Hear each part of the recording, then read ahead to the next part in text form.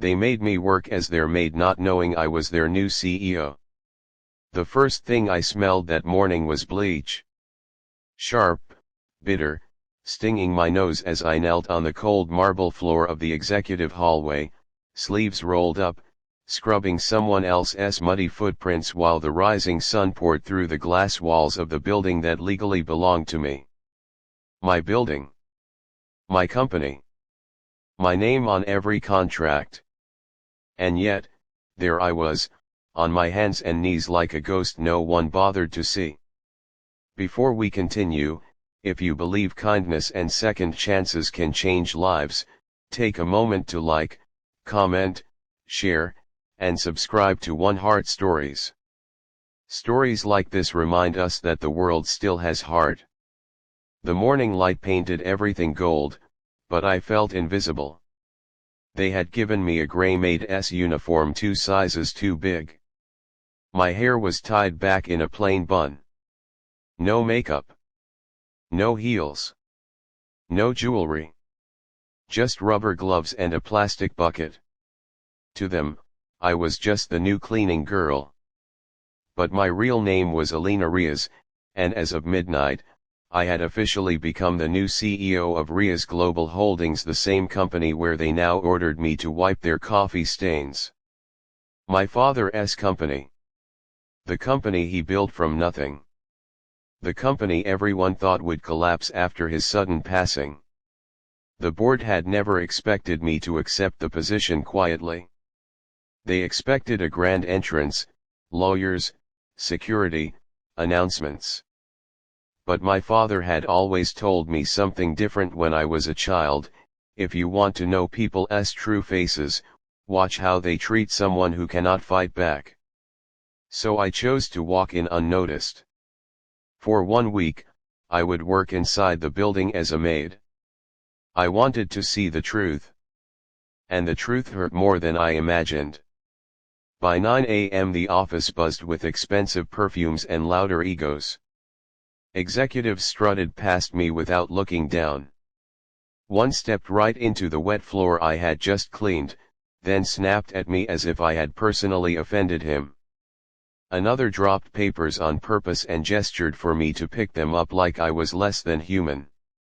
Their laughter echoed in the glass corridors while I kept my head down and swallowed my pride. Every word cut deeper than the last. Careful, Maid. Don't scratch the table. It costs more than your yearly salary. Why do they even hire people like this? Don't let her near the boardroom. She'll probably steal something. I wanted to scream that I owned the table, the room, the whole floor.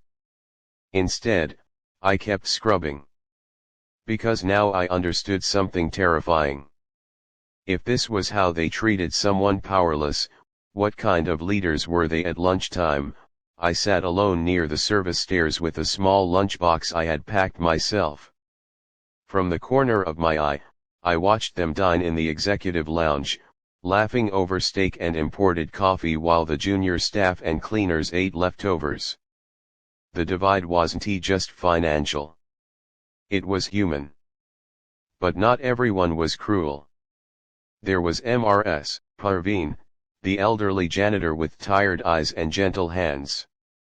She shared her tea with me and asked about my family. She told me about her sick grandson and how overtime pay helped with hospital bills. She called me Beta like I was her own daughter. And there was Samir, a shy intern who always held the elevator door and thanked me whenever I cleaned his desk. Small kindnesses. Tiny lights in a dark place. Those moments kept me from breaking. On the 3rd day, I overheard something that made my stomach drop. 2 senior managers were whispering near the supply closet, laughing about cutting staff benefits to increase their bonuses. They joked about firing half the cleaning crew because no one notices them anyway. I stood frozen with the mop in my hands. No one notices them anyway. I thought of Mrs. Parveen's grandson. I thought of my father, who used to know every employee by name. That night, I cried for the first time since his funeral. But I didn't quit. I couldn't. Because now this wasn't just about observing. It was about fixing something broken. On the final day, the board scheduled a formal meeting to introduce the mysterious new CEO. The whole building buzzed with speculation. Expensive suits. Polished shoes. Fake smiles. And me, I was still in my Maid's uniform, cleaning the very boardroom where they would soon gather. One of the managers sneered and told me to leave before the important people arrived. So I did. I left, and changed. When I stepped back into the room 15 minutes later, everything had shifted. Black tailored suit. Hair down. My father's silver watch on my wrist. The same people who had ignored me stared like they had seen a ghost.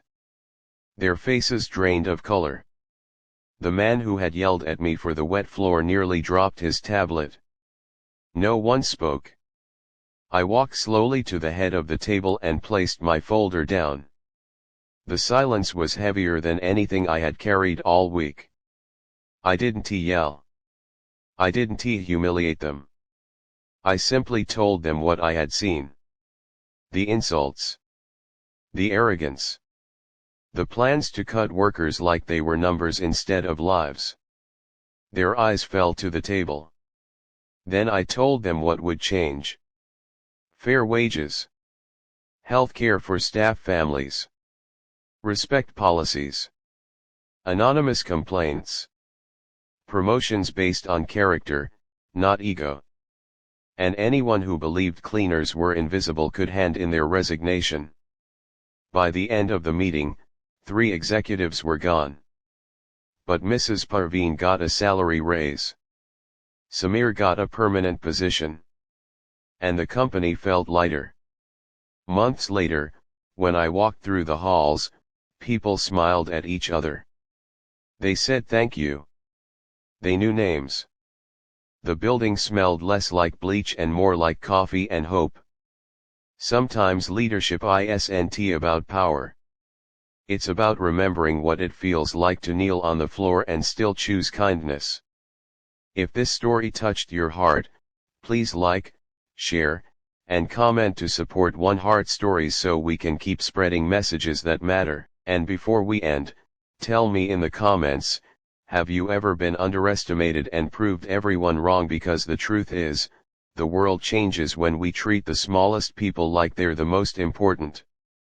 And maybe they always were.